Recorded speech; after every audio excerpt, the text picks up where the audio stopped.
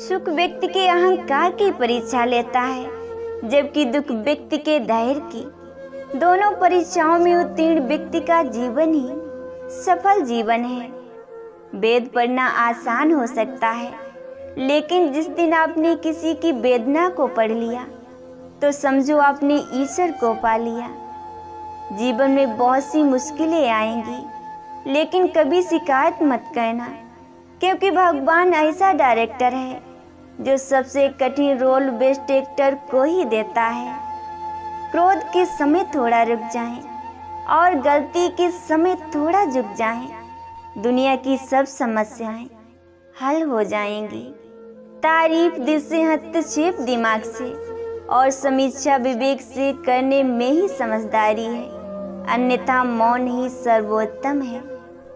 शक्तिशाली होकर क्षमा करने वाला और दरिद्र होकर भी दान करने वाला व्यक्ति सदैव आदरणीय होता है। जब भी मन उदास हो, आंखों में आंसू हो, तो यह बात याद रखना, भगवान हमारे साथ हैं और सदैव साथ रहेंगे।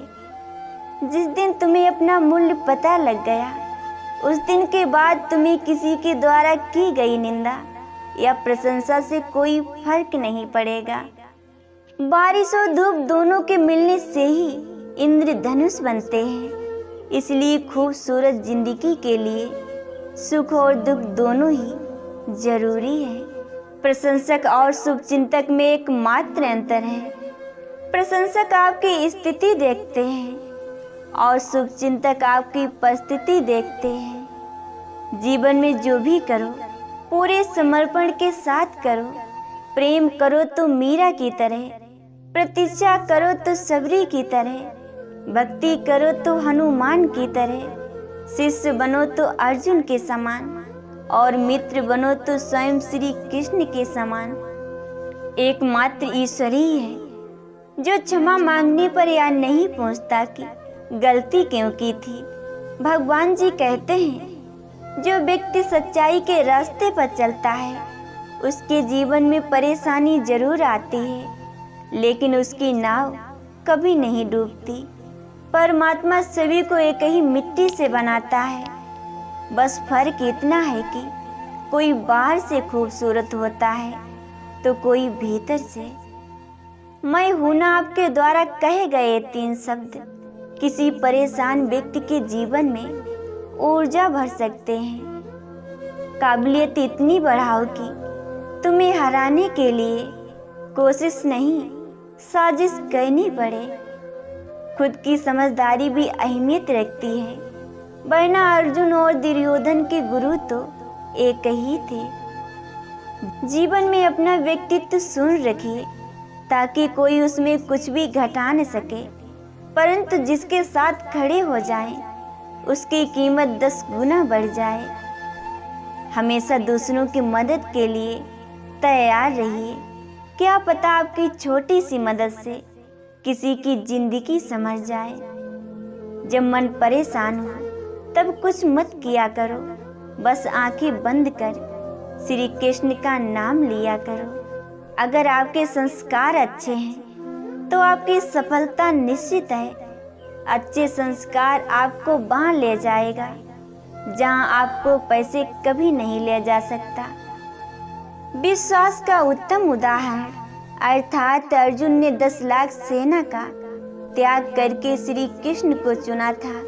हर करीबी इंसान को अपना राज मत बताओ, क्योंकि जो आज आपके साथ है वो कल आपके खिलाफ हो सकते हैं। श्री कृष्ण जी कहते हैं, दिलों में वही बसते हैं जिनका मन साफ हो, क्योंकि सुई में धागा वही प्रवेश कर सकता है जिस धागे में कोई गांठ ना हो। जो धोखा खाने और दुख मिलने के बाद भी गलत रास्ते पर नहीं जाता और ईमानदारी से अपना कार्य करता है, ऐसा इंसान भगवान को सबसे प्रिय है।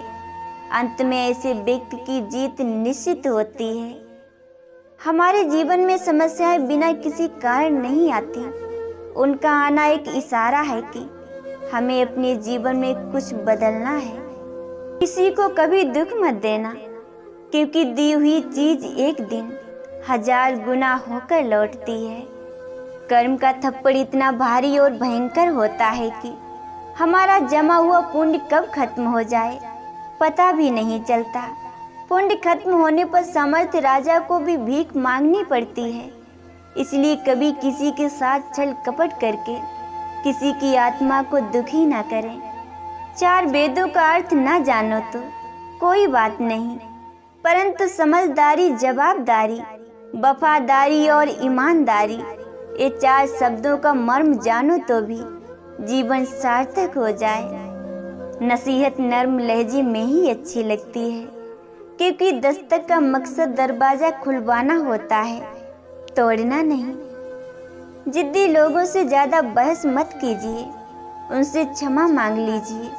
आपका कीमती समय भी बचेगा, शांति भी बनी रहेगी और वह खुश भी रहेंगे। झुक जाते हैं जो लोग आपके लिए किसी भी हद तक, वह सिर्फ आपकी इज्जत ही नहीं करते, आपसे प्रेम भी करते हैं।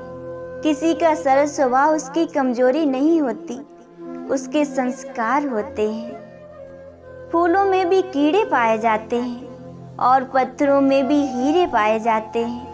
बुराई छोड़कर अच्छाई देखियो तो नर में भी नारायण पाए जाते हैं। लगन व्यक्ति से वो करवा लेती है जो वह नहीं कर सकता। साहस व्यक्ति से वो करवाता है जो वह कर सकता है, किंतु अनुभव व्यक्ति से वही करवाता है जो वास्तव में उसे करना चाहिए। ईश्वर को अपना न्यायाधीश मानने वाला व्यक्ति जीवन का हर मुकदमा जीतता है, वह भी निःशुल्क। बस न्यायाधीश के संविधान पर विश्वास होना चाहिए। सिर्फ दुनिया के सामने जीतने वाला ही विजेता नहीं होता, किन रिश्तों के सामने कब और कहां पर हारना है यह जानने वाला भी विजेता होता है। भगवान को मंदिर से ज़्यादा मनुष्य का हृदय पसंद है, क्योंकि मंदिर में इंसान की चलती है और हृदय में भगवान की। विधाता की अदालत में वकालत बड़ी न्यारी है। खामोश रहिए, कर्म कीजिए, सबका मुकदमा जारी है। अपने कर्म पर विश्वास रखिए, राशियों पर नहीं। राज तो राम और रावण की भी एक ही थी, लेकिन नियत ने उन्हें फल उनके कर्म अनुसार दिया। सब्र और बर्दाश्त करना कोई कमजोरी नहीं होती, ये तो रूह की ताकत है जो हर किसी के पास नहीं होती। क्रोध में भी शब्दों का चुनाव ऐसा होना चाहिए कि कल जब गुस्सा उतरे तो खुद की नजरों में शर्मिंदा ना होना पड़े। सुधरना और बिगड़ना मनुष्य के स्वभाव पर निर्भर करता है, ना कि माहौल पर। विभीषण रावण के राज में भी रहकर नहीं बिगड़ा और कैकेयी राम के राज में भी रहकर नहीं सुधरी। जब जल गंध लाते नहीं बल्कि शांत छोड़ देते हैं, जिससे गंदगी अपने आप नीचे बैठ जाती है। इसी प्रकार जीवन में परेशानी आने पर बेचैन होने के बजाय शांत रहकर विचार करें, हल जरूर निकलेगा। गुण 36 नहीं, केवल 4 चाहिए। अच्छा व्यवहार, साफ नीयत, नेक दिल और ईमानदारी।